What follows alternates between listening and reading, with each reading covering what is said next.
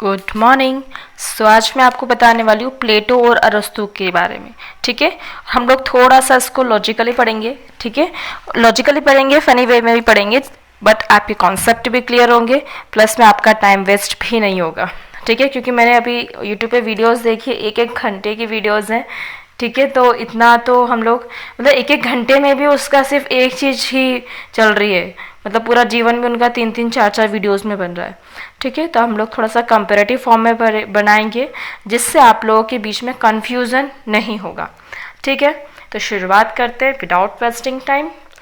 प्लेटो। ठीक है, तो प्लेटो भैया का जन्म हुआ था 428 में। एक्चुअली में इनका नाम प्लेटो नहीं था, इन्होंने 4 लोगों के सामने कुछ हरकत कर दी थी, तो इनका नाम प्लेटो रख दिया गया। ऐसा कुछ नहीं था, मैंने अपने मन से बनाई है। एक्चुअली में हुआ क्या था, इनके गुरु थे सुकरात। देखिए, मैंने याद किया था इसको सूपा से। कैसे याद किया था? सूपा। SU से है सुकरात, प्लेटो, अरस्तु, मतलब ये अरस्तु के गुरु ये और प्लेटो के गुरु ये। क्लियर? तो प्लेटो के जो गुरु थे सुकरात, प्लेटो उनका फेवरेट शिष्य था, और उनका जो प्लेटो था, कहते हैं कि वो बहुत सुंदर थे, उनके कंधे चौड़े थे, तो उनका नाम प्लेटो रख दिया। कंधे चौड़े होने से प्लेटो नाम का क्या, वही लोग जाने, उनकी भाषा में होगा कुछ यूनान की। ठीक है, इतना क्लियर हो गया। तो उनका जो बचपन का नाम था वो क्या था? एरिस्टोक्लीस। ठीक, अब ये याद कर लो, भैया 428 में जन्म हुआ, 40 वर्ष तक उन्होंने सुकरात के उसमें पढ़ा, मतलब सुकरात के छत्र छाया में पढ़ा। और मैं आपको एक बात क्लियर कर दूं भैया, आप जिसकी भी छत्र छाया में पढ़ते हैं, मतलब मेनली जब आपका किशोरावस्था होती है, और किशोरावस्था में जब आप जिसके संपर्क में रहते हैं, आप वैसे बन जाते हैं। आपको नहीं पता होता है कि आप क्या बन रहे हो, बट आप बन जाते हो। ठीक है, तो सुकरात जो थे, सुकरात भी स्वप्नदर्शी थे। उन्होंने भयंकर भयंकर बहुत बड़ी बड़ी बातें करी थी, ज्ञान मीमांसा, तत्व मीमांसा, ऐसी ऐसी, मतलब तत्व की और प्रत्यय की। ठीक है, तो प्लेटो जब उनके संपर्क में रहा तो प्लेटो भी वैसे ही बन गया। बट एक चीज़ आती है, हमारी परिस्थितियाँ आती है। ठीक है, तो भैया सुकरात जी को तो फांसी दे दी गई थी, क्योंकि एक्चुअली में उस टाइम यूनान में क्या था, निरंकुश शासन चलता था। ठीक है, निरंकुश चलता था, मतलब व्यवस्था कुछ ऐसी नहीं थी। तो जो सुकरात जी थे, उन्होंने क्या बोला, भैया ऐसा नहीं होना चाहिए, राजा को दार्शनिक होना चाहिए, आदर्श राज्य होना चाहिए, और भलाना ढिमका बहुत सारी बातें कर दी। अब आ गई लोगों को गुस्सा, और लोगों ने इनको फांसी की सज़ा सुना दी। अब जब इनको फांसी की सज़ा सुनी, तो उनको जो फेवरेट शिष्य है, कौन? प्लेटो। तो प्लेटो महाशय को बहुत दुख हुआ, और वो वहाँ से भाग गए से मतलब कि वो अपन नहीं बोलते थे गुस्से में कि मैं जा रहा हूँ, तो वो भी चले गए कि मैं ऐसी जगह रह के क्या करूँगा। ठीक, ऐसा बोला जाता है कि ये चलते गए भैया पहुँच गए मगध। ठीक है, और ज्ञान तो हमारे यहीं से लेते हैं लोग। तो मगध में भैया देखा इन्होंने क्या? वर्ण व्यवस्था। और जब वर्ण व्यवस्था को देखा, तब प्लेटो ने सोचा, वाह यार सही है, मतलब सभी जो है अपने काम में लगे हुए हैं, किसी को किसी से कोई दिक्कत ही नहीं है। ठीक है, तो युद्ध की तो बात ही नहीं आती, क्योंकि सभी अपने अपने में लगे हुए हैं। ठीक है, मतलब अपना अपना कर्म कर रहे हैं। तो उस वर्ण व्यवस्था से प्रभावित होकर भैया जब वापस आए, उनने बोला कि मैं भी सिखाऊंगा हमारे यूनान को कि देखो ऐसे किया जाता है। ठीक है, वो सीख के हमारे यहाँ से आए थे, और फिर यहाँ पे आके बता दिया कि देखो मैंने बताया। ठीक, तो भैया प्लेटो का जब 40 वर्ष के हुए, देखो 42 याद करना, 428, जब 40 वर्ष के हुए तो उन्होंने स्थापना करी किसकी? अकादमी की। किसकी स्थापना करी? अकादमी की। ठीक, अब 40 वर्ष की अवस्था में उन्होंने अकादमी की स्थापना करी, और उन्होंने पढ़ाया 40 वर्ष। ठीक, 40 वर्ष तक पढ़ाया, और 1 साल मतलब 81वें वर्ष उनकी मृत्यु हो गई। समझ में आया कंसेप्ट? ठीक है, देखिए उन्होंने जब, ये भी मैंने इसलिए लिखा है क्योंकि भैया प्लेटो भी ऐसे थे, जिसको मैथ्स नहीं आता वो अकादमी में एंटर नहीं कर सकता। बिल्कुल, मतलब अकादमी के गेट पे बोर्ड लगा हुआ था, मैथ्स नहीं आता बाहर रहो। ठीक है, तो इन्होंने गणित को बहुत ज़्यादा इम्पोर्टेंस दी थी। ठीक है भैया, 50-40 राज्य की बात भी करी थी कि एक राज्य में 50-40 लोग होना चाहिए, ऐसा उन्होंने बोला था रिपब्लिक में। ठीक है, कितने लोग होना चाहिए? 50-40 लोग होना चाहिए। क्यों होना चाहिए? गणित लगाया था उन्होंने। ठीक है, अब उनका गणित आप देखिए। एनीवेज, सो हम कहाँ थे? उन्होंने अकादमी खोली। अब अकादमी जब खोली तो उस टाइम उन्होंने क्या लिखा? सबसे पहली बुक लिखी भैया उन्होंने रिपब्लिक। कौन सी बुक लिखी अपनी? रिपब्लिक। रिपब्लिक में उन्होंने मेन चीज़ आदर्श राज्य, कैसा राज्य होना चाहिए, आदर्श राज्य। अपने यहाँ से क्या सीख के आए थे, क्या सीख के आए थे अपने यहाँ से, वर्ग सीख के आए थे। तो उन्होंने वर्ग को 3 भागों में बांट दिया। आया समझ में, वर्ग को कितने भागों में बांट दिया, 3 भागों में बांट दिया। ठीक, और मैं पहले ऊपर ऊपर बता देती हूँ, फिर हम डिटेल में पढ़ते हैं। ठीक है, आदर्श राज्य की बात करी, न्याय की बात करी, खूब शिक्षा की बात करी। ठीक है, अब भैया जब उसको इम्प्लीमेंटेशन की बात आई तो वो डर गए भैया कि मेरे उसके साथ जो हुआ गुरु के साथ, मेरे साथ भी वही नहीं कर दें। ठीक है, तो जब इम्प्लीमेंटेशन की बात आती है तब उनको पता चला कि मुझे जिस चीज़ पर विश्वास था, मुझे जिस आदर्श चीज़ पे विश्वास था, आदर्श राज्य दिख रहा है ना, मुझे जिस आदर्श राज्य पे विश्वास था उस पर किसी और को विश्वास नहीं हो सकता। तो उन्होंने दूसरी बुक लिखी अपनी, द स्टेट्समैन। कौन सी बुक लिखी, द स्टेट्समैन। इसमें उन्होंने कानूनों की बात करी, इसने थोड़ी ढील दे दी कि इतना भी आदर्श कोई व्यक्ति हो ही नहीं सकता कि परिवार ना हो, उसका संपत्ति न रखे, साधु साधु बन के रहे, है ना, पॉसिबल नहीं है। तो भैया जब प्लेटो महाशय स्टेट्समैन्स लिख रहे थे, लगभग तब वो 40 के ऊपर के, मतलब लगभग 60 से ऊपर के थे। ठीक है, 60 के ऊपर के थे, और उसी टाइम एंट्री होती है किसकी, अरस्तु की। समझ में आ रहा है, रिपब्लिक का पत्ता कट हो गया। अब हम बात करें स्टेट्समैन की। अब हुआ क्या भैया, अरस्तु महाशय है, अरस्तु के बारे में देखो, आप थोड़ा इधर सरका दो, दिख रहा है। अरस्तु भैया का जन्म हुआ 384 ईसा पूर्व। ठीक है, कहाँ पे हुआ, स्टेगिरा में। कहाँ पे हुआ, स्टेगिरा में। 17 साल की अवस्था में उन्होंने अकादमी ज्वाइन करी, जो खोली किसने थी, प्लेटो ने। तो इन्होंने ज्वाइन करी अकादमी। उस टाइम भैया कौन थे, ये प्लेटो महाशय थे, 61 साल के। कितने साल के थे, 61 साल के। ठीक है, तो बुक कौन सी चल रही थी अपनी, द स्टेट्समैन। अब भैया ये जो है रिपब्लिक, ये तो आदर्शवाद पे आदर्शवाद से संबंधित थी, पर जो स्टेट्समैन थी वो यथार्थवादी थी। कैसी थी, यथार्थवादी थी, उसमें कानून थे। ठीक है, यथार्थ शिक्षा की बात होती थी। इसीलिए 17 साल, मतलब 16 बरस की बाली उम्र में तो आए थे, 17 साल से ऊपर के साथ वो किसके साथ रहे, प्लेटो के साथ रहे। तो उनके दिमाग में किसका असर पड़ा, यथार्थता का। किसका असर पड़ा, यथार्थता का। इसीलिए अरस्तु जो है वो यथार्थवादी है। इतनी बात समझ में आई, क्योंकि बचपन से जो चीज़ देखोगे वो चीज़ आत्मसात करोगे। जिस चीज़ का पाठ पढ़ाया जाएगा वो पाठ जिंदगी भर पढ़ोगे। ठीक है, तो मेरा यही था भैया समझाने का कि ये दोनों में इसका डिफरेंस क्यों है। ठीक, अब स्टेट्समैन हो गई। इसके बाद आपको ध्यान रखना है, जो अरस्तु थे, अब वही गुरु का तो कुछ रहेगा, तो इन्होंने बहुत ऐसी बातें करी है काल्पनिक टाइप की। जैसे अगर आ गई 3 गुफा आ गई, 3 एप्पल आ गया, तो 3 गुफा और 3 एप्पल की कहानी अगर आती है तो वो है भैया प्लेटो की। किसकी है, प्लेटो की। उनके नाम में भी 3 शब्द थे, अक्षर थे, प्लेटो एक भला ही आता था। ठीक है, तो यह जगह 3 गुफा 3 एप्पल आता है, तो आपको क्या लगाना है, प्लेटो लगाना है। क्लियर है। हाँ, नेक्स्ट अपन देखो, इन्होंने एक और बुक लिखी थी, देखो सैक्रेटिक डायलॉग। अब भैया अगर आपने सुकरात को पढ़ा होगा तो आपने सुकरात के डायलॉग्स देखे होंगे। मतलब वो द्वंद्वात्मक पद्धति का उपयोग करते थे। मतलब आपसे मैं एक चीज़ पूछ रही हूँ, आपने उसका आंसर दिया, फिर मैंने उसमें दूसरा क्वेश्चन उठा लिया, फिर दूसरा क्वेश्चन उठाया, फिर दूसरा क्वेश्चन उठा लिया। मतलब मैंने आपसे पूछा कि भैया आप कहाँ रहते हो, आपने बता दिया हम इंदौर में रहते हैं। भैया कौन से राज्य में है, तो मध्य प्रदेश में है। मध्य प्रदेश कौन से देश में है, भारत में। भारत कौन से महाद्वीप में, एशिया महाद्वीप। एशिया महाद्वीप किस दिशा में। तो ये जो होता है वो होता है विशिष्टात्मक। ठीक है, संवाद भी हो रहा है, मैं आपसे बात भी कर रही हूँ और उसका विश्लेषण भी कर रही हूँ, और द्वंद्व भी चल रहे हैं। ऐसा क्यों, ऐसा क्यों, ऐसा क्यों। तो क्यों क्यों क्यों करते हुए हम द्वंद्व चलते हैं, वाद विवाद संवाद। ठीक है, तो ये इन्होंने भी अपने गुरु की तरह द्वंद्वात्मक शैली, संवाद शैली, विश्लेषणात्मक और कुछ कुछ जगहों पे ऐतिहासिक शैली का भी उपयोग किया है। निगमनात्मक चीज को समझो, 2 चीज है। अरस्तु भैया ने अ से नाम है, अ से नाम है, तो उन्होंने आगमन शैली का किया है, उन्होंने निगमन, इनका न से नाम नहीं है पर निगमन किया है। ठीक है, अरस्तु से आजकल इन्होंने किया है आगमन शैली का।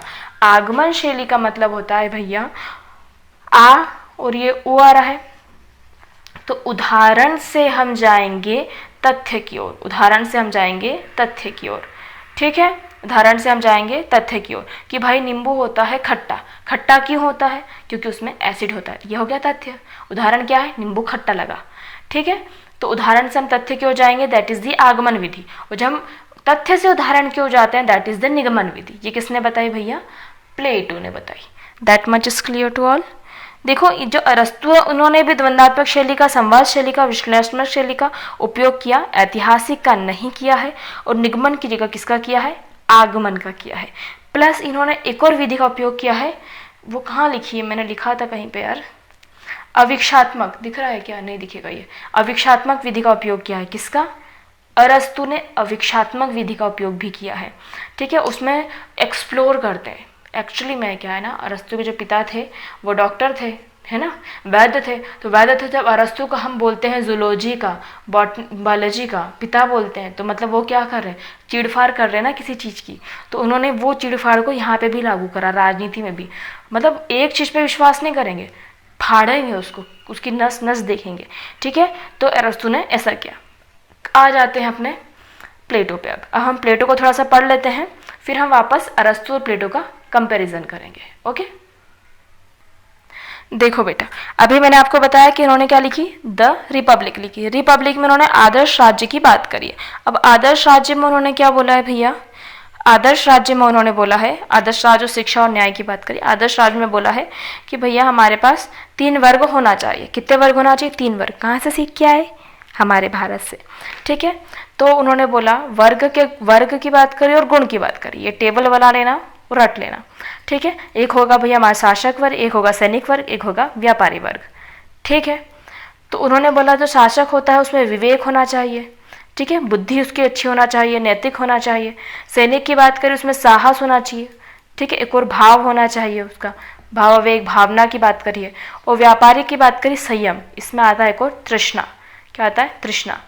ठीक है, तो ये टेबल एक बना लो आप कि ये 3 लोग होना चाहिए। मैं डिटेल में खूब कहानियाँ बना बना के आपको नहीं समझा रही हूँ। ठीक है, मैं नेट सेट के हिसाब से आपको बता रही हूँ कि आपको खूब नहीं पढ़ना है, आपको उस पर PhD नहीं करना है। ठीक है, तो ये चीज़ें जो आपने पढ़ी होंगी पहले से भी, तो ये चीज़ देख लीजिए। इन्होंने 3 वर्ग बताए हैं, शासक, सैनिक और व्यापारी। ठीक है, 3 वर्गों के 3 गुण भी बताए हैं, विवेक, साहस और संयम। ठीक है, तो भैया जो संयम है उसको साहस का संबल मिले और विवेक का निर्देशन प्राप्त हो, मतलब विवेक के मार्गदर्शन पर चले। मतलब बोलने का ये था इनका कि जो व्यापारी वर्ग है, व्यापारी वर्ग जिसमें सभी वर्ग आ जाते हैं, इसमें जो वर्ग हैं, ठीक है, इसमें जो वर्ग है उनकी रक्षा कौन करे, सैनिक करे, उनका मार्गदर्शन कौन करे, शासक करे। आगे समझ में, तो होगा वो न्याय। इन्होंने भैया ने बोला कि शासक शासक का ही काम करे, सैनिक सैनिक का ही काम करे। अच्छा, एक और चीज़ मैं आपको बता दूँ, शासक और सैनिक जो होता है, इन्होंने इनको एक वर्ग में रखा क्योंकि ये इन्हीं को हमको शिक्षा देनी है। क्या देनी है इनको, शिक्षा देनी है। व्यापारी वर्ग की शिक्षा की बात इन्होंने नहीं करी है। ठीक है, तो जब इनकी शिक्षा की बात करें, तो शिक्षा की बात करी भैया 7 से 20 साल तक होना चाहिए। ठीक है, 7 से 20 साल की 7 से 20 साल शिक्षा देना है, फिर 20 से 30 साल, फिर 30 से 35 और 35 से ऊपर की शिक्षा, ये इन्होंने बोला है ऐसा होना चाहिए। 7 से 20 हमने उसको नैतिक शिक्षा दे दी, शारीरिक शिक्षा दे दी। ठीक है, हम मानसिक शिक्षा, शारीरिक शिक्षा और एक दार्शनिक शिक्षा, ये 3 शिक्षा की बात करते थे। और मानसिक में भैया उन्होंने गणित को तो पूरा करके रखा था, गणित तो आना ही चाहिए। ठीक है, उसके बाद 30 से 35 की जो शिक्षा थी वो मेनली दर्शन पे डिपेंड करती थी, दर्शन उसको देते थे। और 35 से ऊपर वो पूरा दार्शनिक की तरह रहता था, और अगर उसमें पास होता है तो उसको शासक की बन जाना चाहिए, और अगर फेल होता है तो उसको सैनिक बना दिया जाना चाहिए, क्योंकि उसने फिजिकल एजुकेशन भी तो लिया है। ठीक है, शारीरिक विकास भी तो उसका हो ही रहा है ना। हमने मतलब राजा को भी बिल्कुल तगड़ा ही बनाया है, ऐसा नहीं कि सैनिक की ज़रूरत पड़े हमको। ठीक है, तो इन्होंने शिक्षा की बताई है भैया 7 से 20, 20 से 30, 30 से 35 और 35 से ऊपर। ठीक, अब भैया न्याय की बात करें तो उन्होंने बोला है कि ये जब सब अपना अपना कर्तव्य करेंगे, कोई किसी में हस्तक्षेप नहीं करेगा। ठीक है, कुल मिलाकर बात को घुमाना नहीं है, यही बोला इन्होंने कि जो प्रत्येक व्यक्ति है, प्रत्येक व्यक्ति को अपना काम करना है, कोई एक दूसरे के काम में हस्तक्षेप नहीं करेगा, और जिसको जो काम सौंपा गया है वही करेगा, तो वह होगा न्याय। ठीक है, समझ में आ गया है। अब देखो, अब भैया ने एक और चीज़ दी है, साम्यवाद। साम्यवाद से उनका कहना था भैया साम्यवाद होना चाहिए संपत्ति का और परिवार का, और शिक्षा का भी। शिक्षा का साम्यवाद से मतलब है स्त्री पुरुष दोनों को पढ़ाया जाए, शासक और सैनिक वर्ग में। ठीक है, तो इन्होंने स्त्री और पुरुष की शिक्षा, दोनों की शिक्षा की बात करी। ठीक है, शिक्षा को तो समझ में आ गया आपको। अब दूसरी अपन बातें हैं संपत्ति पे। अब भैया संपत्ति इनके अनुसार होती है सजीव और निर्जीव। क्या होती है? सजीव और निर्जीव। निर्जीव निर्जीव संपत्ति क्या है? जायदाद हो गई, जमीन हो गई, खेती बाड़ी हो गई, ठीक है, ये हो गया हमारे निर्जीव। सजीव संपत्ति क्या है? स्त्री, दास, ये होगा हमारे सजीव संपत्ति।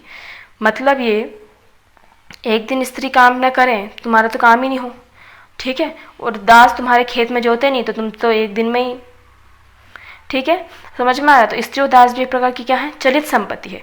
और जो सजीव संपत्ति है वो निर्जीव संपत्ति को चलाती है, ठीक है। जैसे घर हो गया, जमीन, घर हो गया तुम्हारा, घर पे स्त्री नहीं काम करेगी तो घर किस काम का? कबाड़ खाना बन जाएगा, क्योंकि तुमको तो कुछ आता नहीं है, ठीक है। और दास हो गया, अगर दास खेत में जाके नहीं जोतेगा, दास तुम्हारे गोडाउन को नहीं देखेगा तो कौन देखेगा? तो ये जो निर्जीव संपत्ति है वो सजीव संपत्ति को चलायमान रखती है। इतना समझ में आ गया है, ठीक। तो इन्होंने संपत्ति का साम्यवाद किया था कि संपत्ति जो होना चाहिए, कोई किसी, मतलब इनको संपत्ति रखने का अधिकार नहीं है, परिवार का साम्यवाद होना चाहिए भैया। मतलब इन्होंने ये बोला कि स्त्री भी संपत्तिज है, तो इन्होंने ये बोला कि परिवार भी नहीं होना चाहिए, ठीक है। मतलब किसी को पता ही नहीं होना चाहिए कि ये किसका बेटा है, तो कोई दूसरे के बारे में सोचेगा नहीं, सब एक है।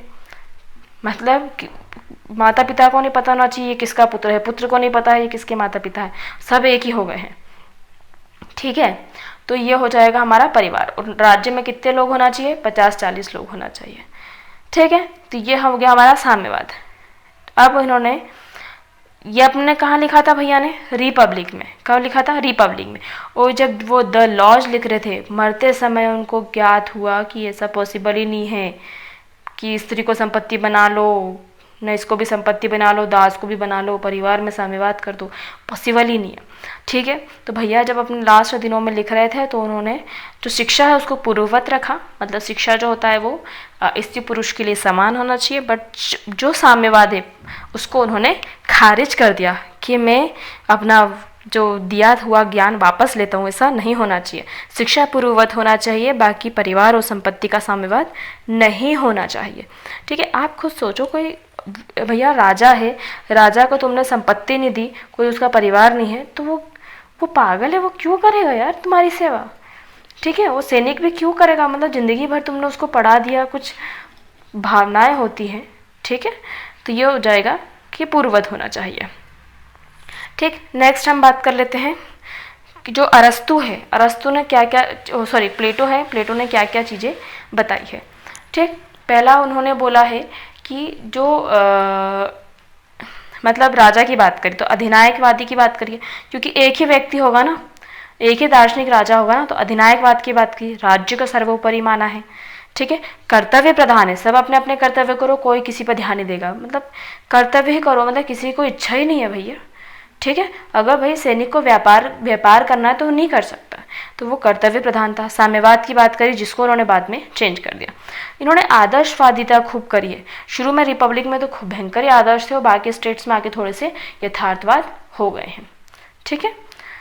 उसके बाद हाँ, ये लिखा तो है, आदर्शवादी थे रिपब्लिक में, और स्टेट्समैन में आके थोड़े यथार्थवादी हो गए हैं, बट उन्होंने अपनी नैतिकता नहीं छोड़ी। ऐसा नहीं कि तुम हिंसा का साथ, मतलब हिंसा को लेके अपना लो कुछ भी, तो उन्होंने नैतिकता नहीं छोड़ी।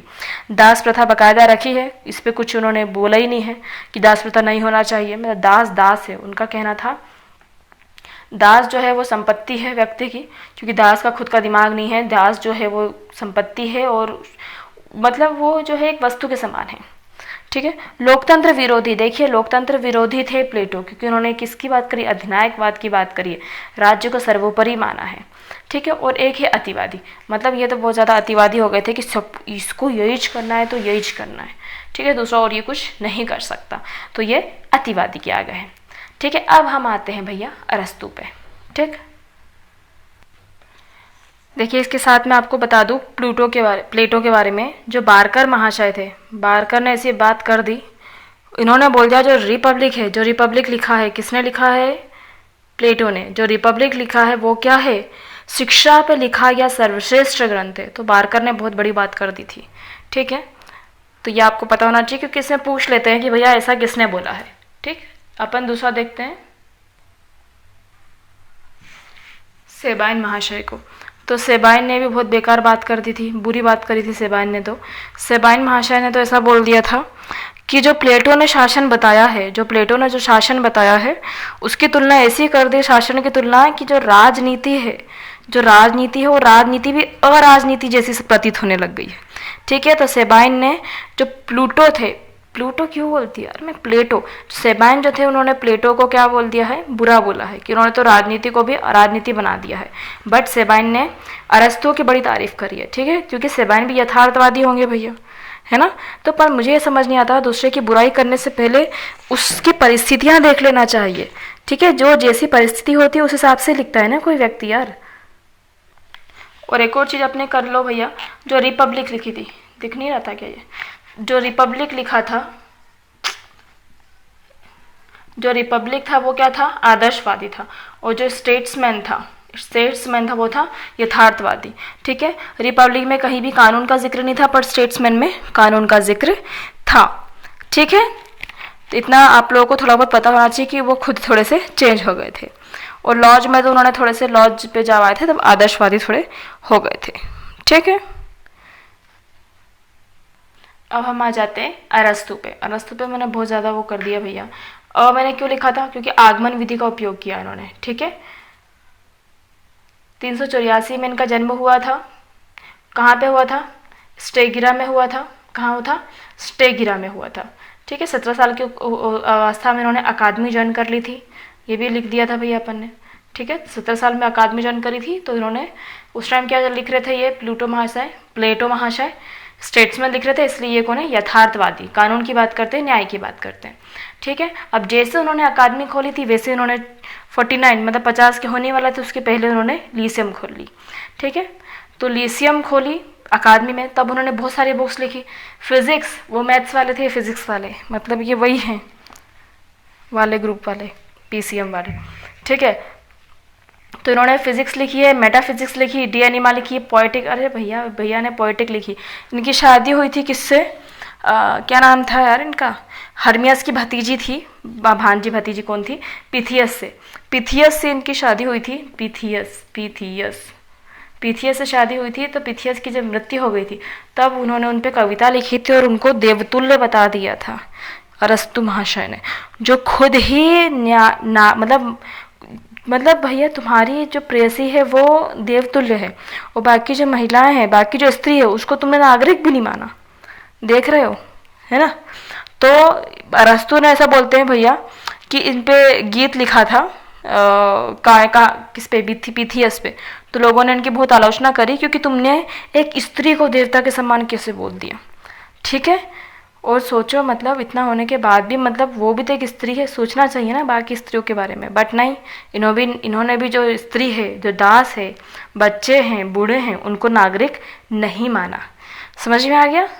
ठीक है, तो कहाँ थे हम, ये लिखी। और देखो एक और लिखा था इन्होंने, एथेनियन कॉन्स्टिट्यूशन। ठीक है, ये ऐसे याद कर लेना कि भैया इन जो है 158 कॉन्स्टिट्यूशन का पढ़ाई करी है। 158 जो कॉन्स्टिट्यूशन है उसको इन्होंने पढ़ा था, उसके बाद उन्होंने लिखा। देखो तभी तो इतना टाइम लग गया, 50 साल के हो गए थे, क्या कर रहे थे। तो 158 संविधानों का अध्ययन किया, ये क्वेश्चन भी काफ़ी बार आता है। ठीक, ये अपनी कहानियाँ हो गई, कहानी क्या बुक्स हो गई। बुक्स कैसे लिखी, आगमन विधि, आगमन मतलब उदाहरण से तथ्य क्यों, द्वंद्वात्मक विधि समझा दिया, विश्लेषणात्मक विधि समझा लिया, अवीक्षात्मक वही चीर फाड़ करके, मतलब एक बात पे वो सटीक नहीं होंगे, ढूंढेंगे कि ये इसमें भी लागू होता है, ये इसमें भी लागू होता है।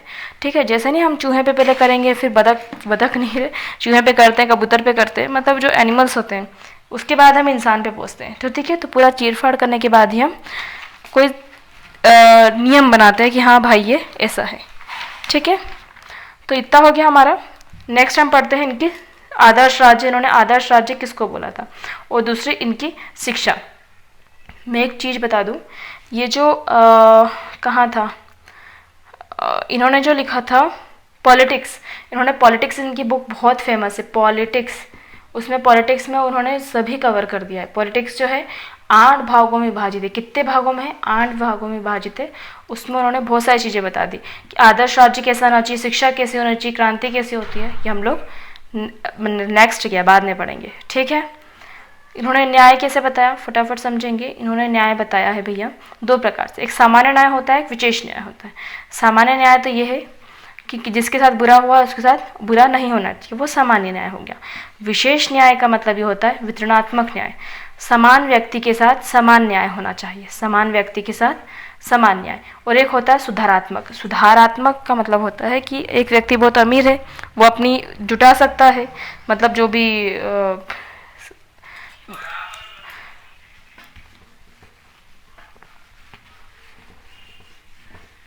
भी सुविधाएं हैं वो व्यक्ति जुटा सकता है, ठीक है, बट एक गरीब व्यक्ति वो सुविधाएं नहीं जुटा सकता।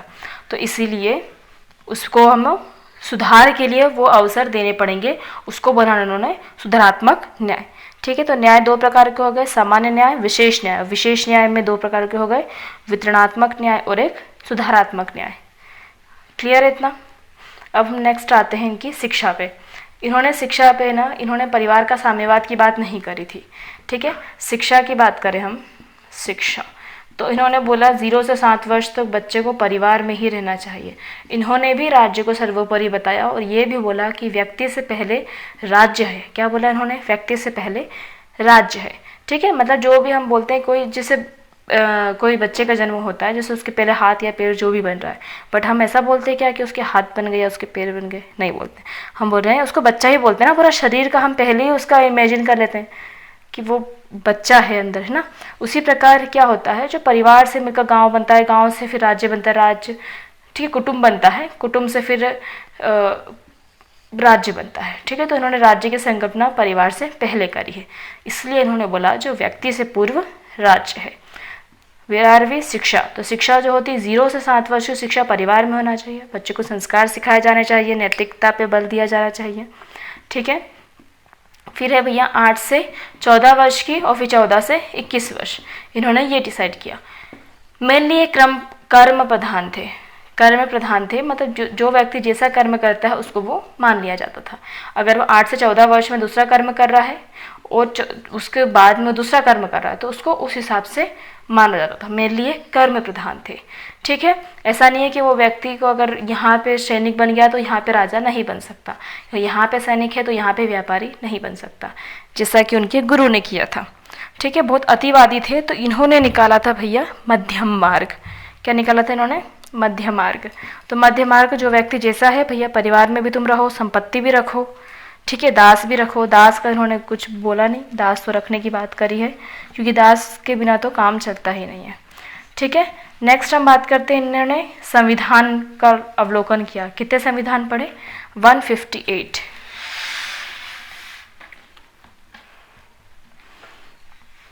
ठीक है। तो इन्होंने कितने संविधान पढ़े हैं, 158। और 158 संविधान पढ़ने के बाद इन्होंने खुद के संविधान निकाले 6, कि किसी भी राज्य में 6 प्रकार की व्यवस्थाएं हो सकती हैं, ठीक। अब उन्होंने संविधान को क्या बोला है, पॉलिटिया बोला है। क्या बोला है, पॉलिटिया, ठीक। अब इसमें हम संख्या देखते हैं। संख्या अगर एक व्यक्ति है, 2 प्रकार बताए, विशुद्ध विकृत। विशुद्ध अच्छा वाला है, विकृत बुरा वाला है। संख्या बताई, एक व्यक्ति राज करेगा तो वो होता है राजतंत्र, और एक ही व्यक्ति निरंकुश रूप से राज करता है तो वो होता है अत्याचारी राजतंत्र, ठीक है। थोड़े से व्यक्ति राज करते हैं तो वो होता है कुलीन तंत्र। थोड़े से व्यक्ति मतलब विलासितापूर्ण राज्य करते हैं तो वो होता है धनिक तंत्र, ठीक है। अधिकांश व्यक्ति राज करते हैं तो वो होता है वैधानिक लोकतंत्र, मतलब विधि के अनुसार जो लोग राज करते हैं, ठीक है। उसमें राजतंत्र कुलीन तंत्र नहीं होता है, अलग अलग लोग आते हैं पर विधि के अनुसार आते हैं, तो वो होता है वैधानिक लोकतंत्र। और इसका विकृत रूप है लोकतंत्र। बिल्कुल ध्यान रखना कि इन्होंने वैधानिक लोकतंत्र को अच्छा बोला है। क्या बोला है, वैधानिक लोकतंत्र को अच्छा बोला है। लोकतंत्र की बुराई करी है, और लोकतंत्र की बुराई प्लेटो ने भी करी है। दोनों ने ही अच्छा किसको माना है, वैधानिक लोकतंत्र। इस वर्ड को तो लिख के रख लो, ये भूल जाते हैं। वैधानिक लोकतंत्र को दोनों ने अच्छा बोला है, ठीक है। अब लास्ट हमारा पॉइंट आ जाता है भैया पॉलिटिक्स। पॉलिटिक्स किसकी बुक है, अरस्तु की बुक है। अब मैंने बताया था कि अच्छा, उसको पढ़ने से पहले ये देख लेते हैं। इन्होंने भी राज्य को सर्वोपरि बनाया, ठीक। ये व्यक्तिवादी भी थे, आदर्शवादी थे। प्लेटो क्या थे, प्लेटो केवल आदर्शवादी थे, ठीक है, और अतिवादी थे। पर जो अरस्तु है वो व्यक्तिवादी भी है और आदर्शवादी है, मतलब ये क्या हुए, मध्यम मार्ग के हुए, ठीक है। प्लेटो ने सिर्फ कर्तव्य पे बल दिया था, पर इन्होंने कर्तव्य प्लस अधिकार पे बल दिया है, ठीक है। और दोनों ने समानता की बात करें तो दोनों क्या बोलते थे, खुद को सर्वश्रेष्ठ मानते थे कि यूनान सर्वश्रेष्ठ होना चाहिए, ठीक है। अधिनायकवाद की बात करते थे, राज्य को सर्वोपरि मानते थे और वैधानिक लोकतंत्र को अच्छा मानते थे, ठीक है। अब हम आते हैं पॉलिटिक्स के जो 8 प्रकार हैं। वीडियो बहुत ज़्यादा लंबी हो गई है तो इसके सिर्फ 8 प्रकार बता देती हूँ। नेक्स्ट वीडियो थोड़ा सा पार्ट बनाना ही पड़ेगा, नेक्स्ट वीडियो में हम इसको एक्सप्लेन कर देंगे। तो पॉलिटिक्स के जो 8 पार्ट है, फर्स्ट में उन्होंने राज्य की प्रकृति बताई, उसका उद्गम बताया। तो ये तो मैंने आपको पहले ही बोल दिया था कि जो अरस्तु महाशय है, अरस्तु ने क्या बोला है, राज्य व्यक्ति से पहले है। और राज्य की प्रकृति की बात करें तो राज्य क्या है, जीवित है ना। राज्य को उन्होंने जीवित मान दिया, मतलब अंग माना, जैसे हमारे शरीर के अंग कार्य करते हैं वैसे ही राज्य के अंग कार्य करते हैं। ऐसा क्यों बोला, क्योंकि वो खुद ही जीव विज्ञान के पिता माने जाते हैं, ठीक है। अब दूसरे 8 भाग हैं पॉलिटिक्स के, तो दूसरी जो पार्ट है उसमें उन्होंने प्लेटो के आदर्श राज्य की समीक्षा करी है। उन्होंने बोला कि हाँ भाई, प्लेटो ने ऐसा आदर्श राज्य बनाया है जो कि हो ही नहीं सकता, तो समीक्षा मतलब हम उसको यथार्थ में कैसे ले सकते हैं, तो ये इन्होंने किया है सेकंड पार्ट में। थर्ड पार्ट में बताया है कौन नागरिक हो सकता है, बता दिया था मैंने कि नागरिक कौन नहीं है, ये देख लो, महिला नागरिक नहीं होगी, दास नागरिक नहीं होंगे, शिल्पी कृषक वगैरह ये जो है नागरिक नहीं होंगे, ठीक है। न्याय की बात करी, न्याय तो मैंने आपको बता दिया, न्याय कैसे होगा भैया, 2 प्रकार का न्याय होता है, सामान्य न्याय, विशेष न्याय। विशेष न्याय 2 प्रकार का होगा, वितरणात्मक न्याय और एक सुधारात्मक न्याय, ठीक है।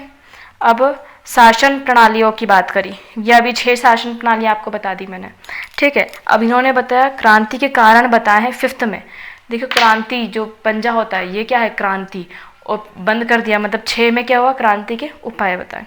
तो क्रांति के कारण इन्होंने बताया कि क्रांति कब होती है, तो वो जो उन्होंने संविधान बताए थे ना 6, वो 6 के हिसाब से उन्होंने क्रांति के कारण निकाल लिए और उसी को सॉल्व करते क्रांति के उपाय निकाल लिए। बहुत अच्छे उपाय बताए हैं, हम लोग को भी यथार्थता में इसको यूज़ करना चाहिए। इवन हमारे राजनेता करते भी हैं और हमको पता ही नहीं चलता है, ठीक है। 7, 8 जो लास्ट के 7 और 8 थे, उन्होंने खुद का आदर्श राज्य और सिद्धांत बताया कि भैया एक आदर्श राज्य कैसे बना सकते हैं। आदर्श राज्य एक संकल्पना है, हम उसको, वो कंप्लीट हो ही नहीं सकता है, बट एक आदर्श रहता है ना, जैसे आप मतलब भगवान श्री राम के जैसे नहीं बन सकते, बट उनको एक आइकन बना के तो कार्य कर सकते हो, तो वैसे इन्होंने आदर्श राज्य और उसके सिद्धांत को बताया है। ओके, सो हम लोग वीडियो लंबा हो गया है, सो हम लोग जो पॉलिटिक्स है इसके 8 पार्टों को भागों को थोड़ा सा नेक्स्ट वीडियो में देख लेंगे। धन्यवाद।